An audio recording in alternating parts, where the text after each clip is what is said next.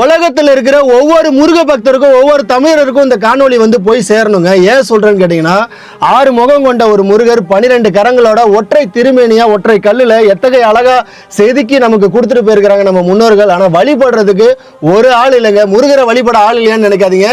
இந்த செவுத்துக்கு பின்னாடி இருக்கிற ஒரு வீட்டுல மிகப்பெரிய முருக பக்தருங்க. அவர் வீடு முழுக்க வந்து பாத்தீங்கன்னா முருகரை ஒட்டி வச்சிருக்காரு. ஆனா அவர் முன்னாடி இருக்கிற இந்த கருவறையில் இருக்கிற இந்த முருகனை இங்க இருக்காருன்னு சொல்லிட்டு அவருக்கு தெரியாம இருந்ததுக்கு பாத்தீங்களா. அதற்காகவே உலகம் முழுக்க இந்த காணொலியை பகிருங்க. லைக்கே போடாதீங்க.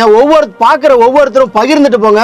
அது மூலமா இந்த கோவில் வந்து மீட்டெடுக்கப்படணும். நாளைக்கு செவ்வாய்க்கிழமை இல்லைங்களா, 20/1/2026. அதனால நாளைக்கு இவருக்கு உகந்த நாள்ல உலகம் முழுக்க இவரை பார்க்கணுங்க.